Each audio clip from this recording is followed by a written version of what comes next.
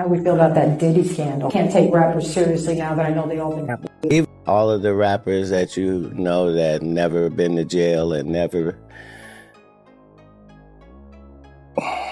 got in any trouble with the law, but they talk as if their life is opposite of that. Like, those are federal informants. Like, you know. You think they're really out there? My friend said to me, rappers, they're all so tough until you hear their real name. Yeah, well, until you see them at a Puffy party. Oh. Then they're not tough no more. I'm surprised that the rap game is still alive after, because the masculinity that the rappers are supposed to portray. I love everybody, but I love Cat Williams more than I love a lot of people. And that thing is... It's getting wicked in Diddy's Kingdom of Secrets. Word on the street is that Cat Williams and 50 Cent are in possession of a list of rappers, past and present, that Diddy allegedly had personal connections with, and fans are shaking at some of the names whispered to be on it. If both Cat and 50 are willing to risk their careers, face lawsuits, and even endure physical threats just to bring this story to light, the question becomes, how deep does this Diddy rabbit hole go? Ever since that explosive Club Shay Shay episode, Cat Williams has been on a mission, dressed in truths and wrapped in metaphors. His now viral warning cry, "You got to tell him no," has become more than just a quote. It's a resistance chant. Not just against Diddy, but against an entire system of silent submission embedded in the entertainment industry. Meanwhile, 50 Cent, who's never been shy about his disdain for Diddy, just cracked open a new chapter during his appearance on Cameron's podcast It Is What It Is. When asked directly, 50 didn't flinch. He made it clear, his issues with Diddy go far beyond music or mogul-level beef. They're rooted in something much deeper. What's a business venture that you may have missed out on that people don't know that you'd be like, damn, I could have got that? I could have did it, a cannabis company out here in Vegas. It was big. It's a big company. And then I passed on the can because I was investing in spirits. Right. You can't do both at the same time. Like, so I was like, nah. I just chose to do that. Because I had so much success with the spirits.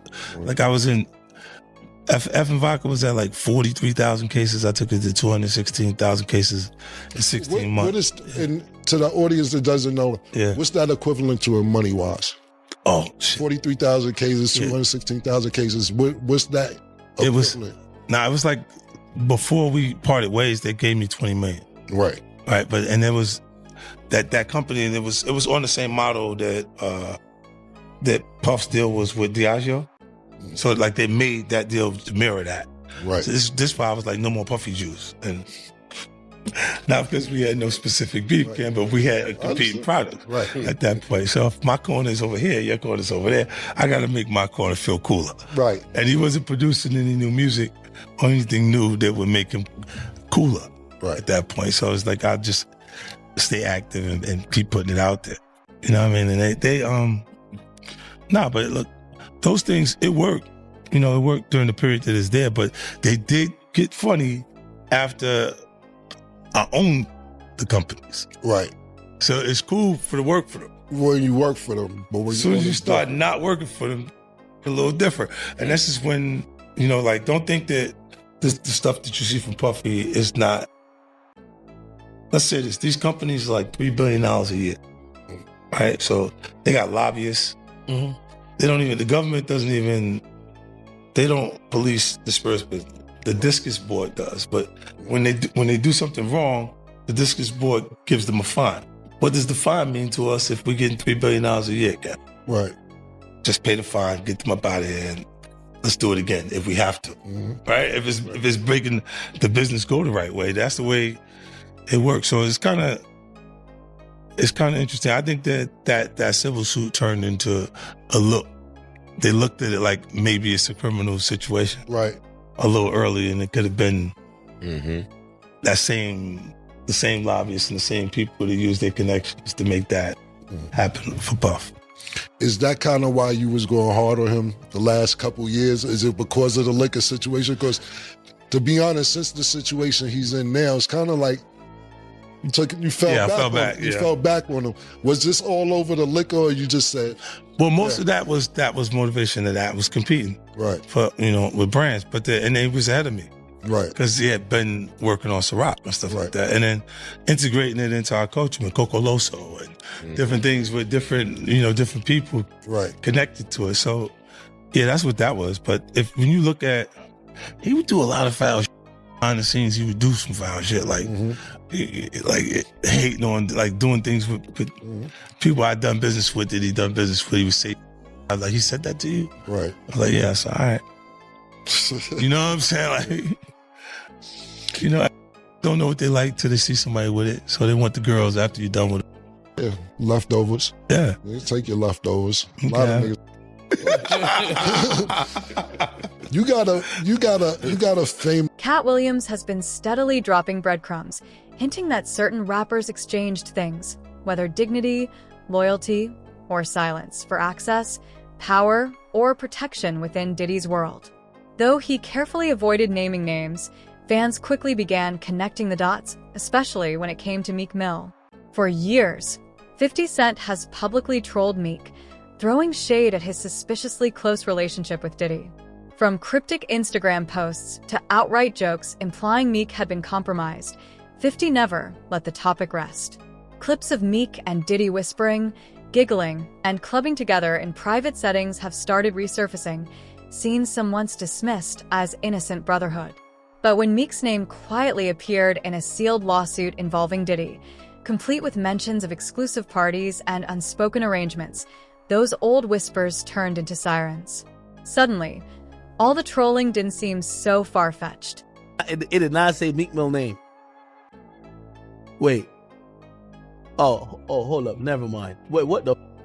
I forgot. Look, Mr. Combs informed Mr. Jones that he had engaged in intercourse with rapper 5. That's redacted. Look, 5. He's a Philadelphia rapper who dated Nicki Minaj.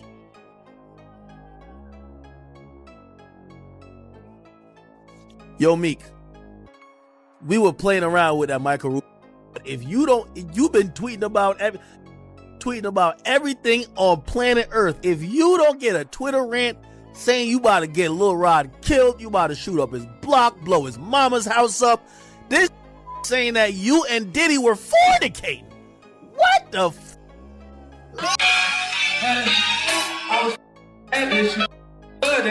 I'm a girl be crazy. I'm pulled up to her crib. I was in that 19 Mercedes. I got this bad bitch from LA. So crazy. I'm still take my dogs and begin this. Meek Mill being tied to Diddy's name didn't come as much of a surprise. His closeness to the mogul had long raised eyebrows, and many almost expected him to be on that alleged list. But what truly shocked fans was the unexpected involvement of the game and the fallout it triggered within his own family. During a recent Drink Champs appearance, the game casually opened up about a 15-year rift with his brother, Big Faze 100. On the surface, it seemed like the usual story: fame, finances, egos, and a brother trying to ride the wave.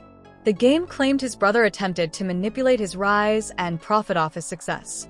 But Big Faze's silence had weight, and when he finally broke it, the message hit hard. Shortly after the podcast aired, he posted, then quickly deleted, a photo of Diddy hugging the game from behind, captioned, "Maybe it wasn't my street credibility the streets didn't need more." The implication was chilling. The game's rise may have come at a cost, one that involved Diddy in ways that extended far beyond music. This wasn't just family drama.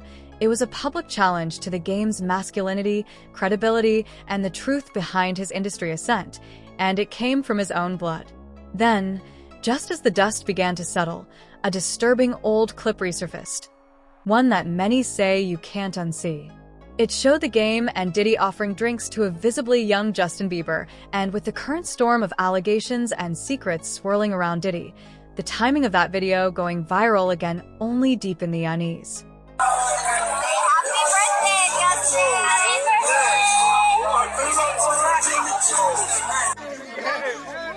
Welcome to the family, John.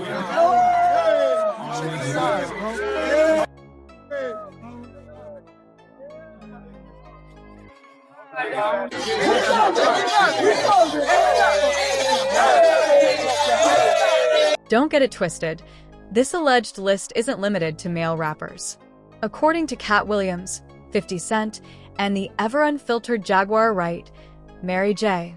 Blige sits near the top when it comes to Diddy's ties with female artists. Jaguar has long suggested that Mary wasn't just Diddy's protege during the bad boy era of the 90s. She was his enabler, his front, and possibly even a partner in some of the darker dealings behind the scenes. Cat echoed that same energy in a cryptic interview, hinting that some of hip-hop's most celebrated queens were fully aware of what was happening in those studios, but chose to stay silent. As he put it, they didn't stop it because they were in on it. About Mary J. Blige. Yes, Mary J. Blige. That's what I'm talking about. She liked to talk about me behind my back. I'm gonna talk about you to your face. How about that? If I'm lying about anything I said about you, you closeted freak. Sue. Isn't that your girlfriend that can do it? And they living off of your money? How don't that piss you off? How didn't that damn Lifetime Achievement Award piss your ass off? Because the reason why you was doing that show is so that you could get that money up to pay Kendu. And they talk about how mean you are on Power and what a great acting job you doing. You ain't acting yourself. Jill was acting. You just being yourself. You are ignorant, disloyal, ungrateful. And I'm going to call you until you start acting like a woman, because that fancy dog collar that Puff got around your neck and has had around your neck for the past 30 years, it should have been got tight. It don't feel like a noose, Mary. It don't feel like a noose. Being yanked around by a bunch of time, but you want to pop fly with. See, that's the other issue that I got in the industry. It's not just the dudes, it's the women, yo. You let the ass you up into talking each other and hating each other and going against each other because you're looking for favor in a man rather than looking to God. Puff Daddy ain't God, yo. Or people want to know, oh, Mary, why are you going after Mary? Why ain't nobody asking Mary why she went after me? I was a Mary J. Blige fan, just like all of you. I was in a lot of the studios where a lot of her records were written and recorded. Shoot, some of Mary's stuff I heard before she did. Me and Mary J. Blige have the same producer that we work with, Chucky Thompson. Well, she don't work with Chucky no more because I guess Puff told her that she couldn't. Chucky Thompson gave her the best music she ever had and she stopped using him, even though it's his work that made her famous. See, don't nobody ask those questions. Don't nobody ask why Easy Mo B didn't do more tracks for Mary, because Puff was in control. P. Diddy, Honeycomb, was in control. Mary J. Blige has turned her back on almost everybody that's ever cared about her, ever loved her. Her and her sister, LaTanya, LaToya, whatever name. They're awful people. Y'all. The whispers surrounding Mary J. Blige don't just end with her loyalty to Diddy. Nah, they get a whole lot darker when you bring Tupac into the mix. Enter Desiree Smith, Tupac's ex-girlfriend, who's been peeling back layers of untold history from Pac's life, and she didn't hold back. In a resurfaced interview, Desiree casually claimed that Tupac not only slept with Faith Evans, who at the time was considered Diddy's ride or die, but also had dirt, real industry-shaking stories, that he chose not to unleash. And that leads us right back to those infamous Diddy parties, the ones that have become the stuff of hip-hop legend and suspicion. The ones Mary J. Blige always seemed to be front and center at.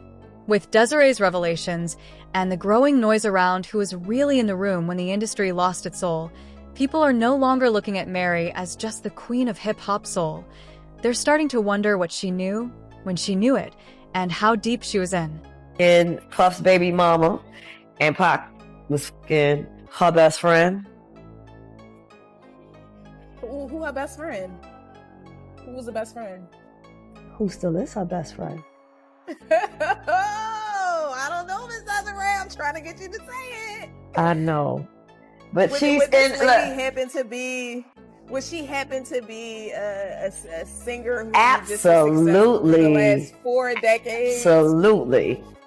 And would this singer happen to have an album titled My Life? Absolutely. You got it.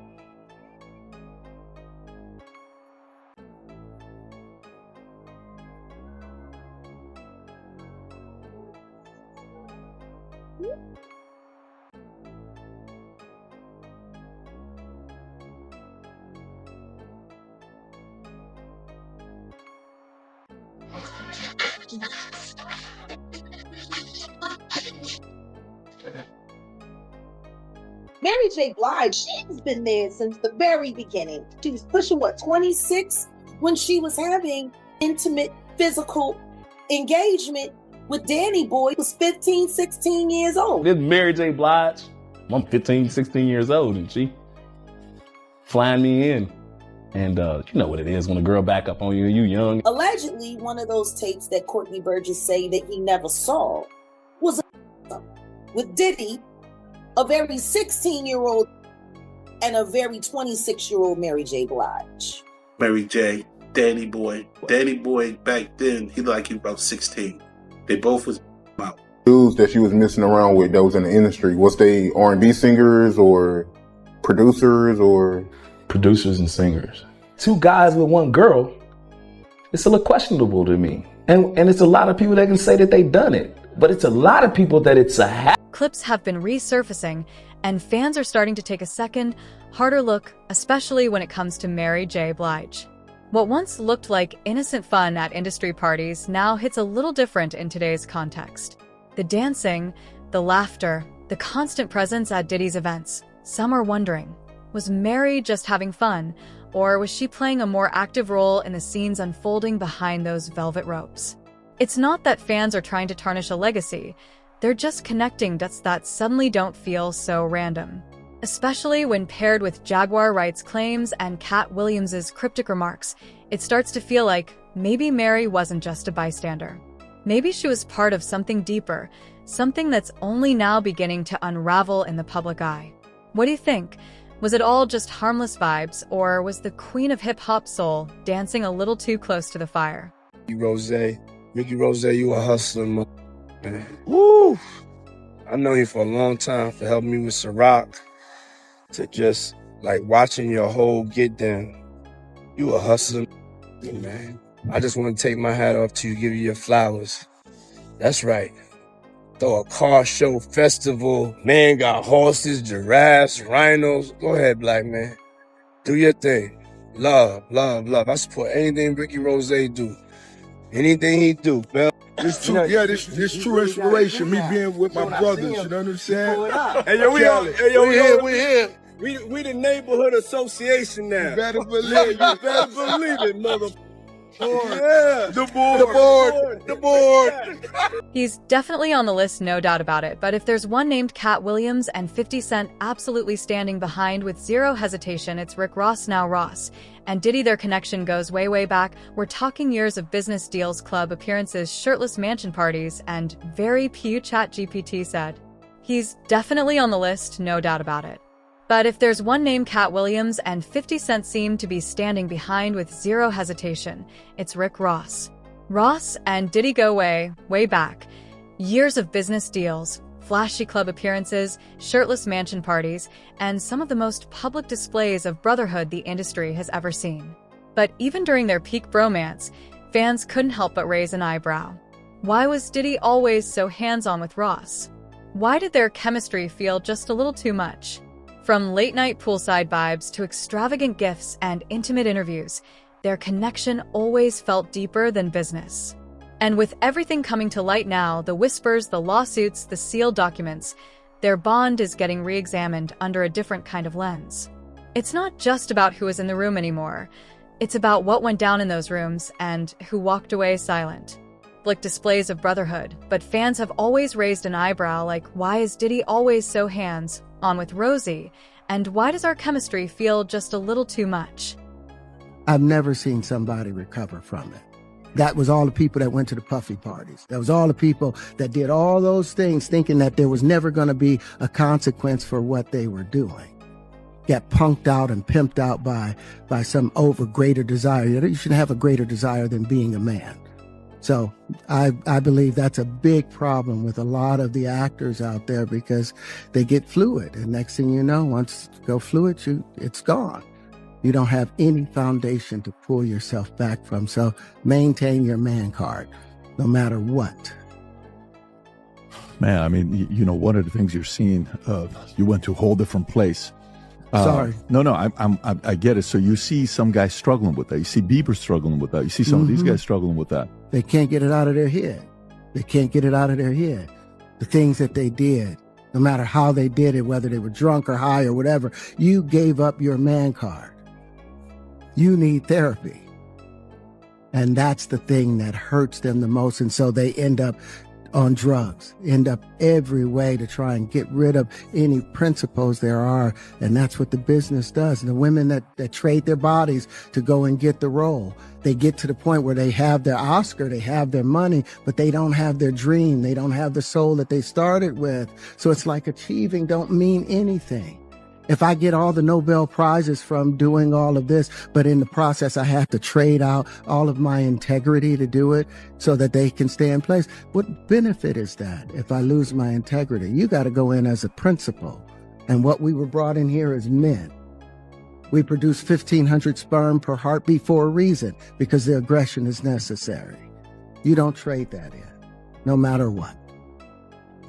Did you ever have the opportunity where you got invited and you said no to it? Hell yeah. What was the consequences when you said no? Puffy invited me for weeks, asking me to come and teach him how to, wanted me to be his acting coach for a while. Go there and he's sitting around just looking. I'm like, okay, what's the material you want to work on? He's just looking at me. Then next thing you know, okay, hey, will you help me? I want to hear your music. So I come over there and I play the music. And he's sitting there, just looking at me, like waiting. Okay. So then my assistant was like, he wants to hang out with you next week. And I was like, for what? He's like, I think he's trying to. That's what my assistant said. And I was like, oh, okay. Now I get it. So now no more communication. Now you know to be hands off with somebody. A number of producers come in to make the approach, and you threaten to punch them in the mouth, or threaten to knock their head off for talking to you or looking at you like you're a woman. When you approach a real man about his masculinity, you're going to get a real reaction back. It's a difference when a guy walks in a room and when a man walks into a room. And a man don't take the same things that a guy will accept. So always be the man in the room. And that's always been my whole thing, and have lost businesses because I don't bend over in that way. I don't compromise. I don't play gay roles. I don't kiss a man. I don't do that because the man card means everything. Everything about this saga points to something much bigger than just a list of rappers tied to Diddy's name, freak-offs, sealed rooms, and the whispers of what really went down behind closed doors. But even that wasn't enough for him. Diddy's hunger wasn't limited to music. His reach, according to growing chatter, extended far beyond hip-hop. This wasn't just about controlling artists, it was about domination across the board.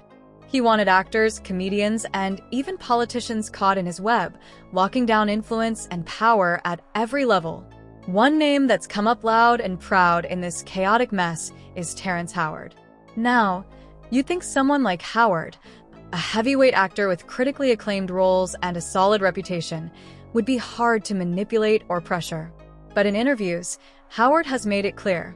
He's not the type to lose his man card just to get ahead.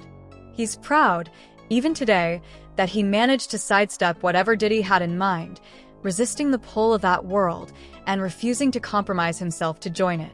And in the current climate of exposés and accountability, his stance stands out as both a warning and a badge of honor. I've seen Puff spaz out on people to the point where my heart jumped, and I'm a grown ass. It was like, damn, I'm glad I'm not on the other end of that. What's the worst time you ever seen him spaz out? Yo, I'm about to air out our dirty laundry. Okay. So, we were coming to rehearsal in New York. We were doing Saturday Night Live. Yeah. And Kalina and I didn't know we had rehearsals. And we were asking everybody, when's rehearsals? They didn't know. We get to SIR Studios and Puff on us. He spazzes out on us. And he was like, y'all don't want it. He always go with the y'all don't want it, the Jedi mind treatment. He makes you believe that you suck all to hell. And then you've been working all hours of the night, and me and him got in a huge. What did he say to you, verbatim? I can't even go into detail. He was like, y'all want it. Y'all don't want it. And I was like, Puff, why are you talking so loud? And I've kind of always, been respectful. I've never really went too out of line with Puff. I threw my purse down. I was like, well, you want to go? We can go. There was this chess battle that happened between him and I think everybody's eyes was like, Dawn.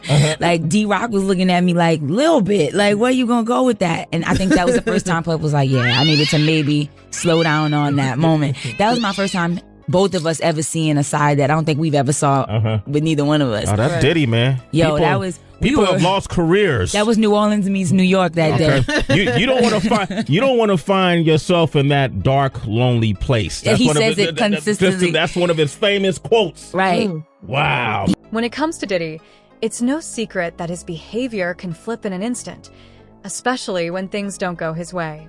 He's the kind of figure who demands unwavering loyalty, and when that loyalty isn't returned or someone dares to challenge him, things can take a dark turn fast.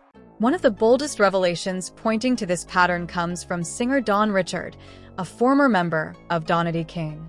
Dawn has shared a chilling experience that pulls back the curtain on the kind of manipulative control Diddy reportedly wields behind closed doors. According to her, what started as a dream opportunity quickly became a psychological maze, where fear and power games replaced mentorship. Her account doesn't just paint Diddy as a tough boss. It suggests something far more insidious, a man who uses influence and fear to break spirits and maintain control. And in the larger context of everything surfacing now, her story is just one more piece in a growing puzzle of silence, secrecy, and alleged exploitation.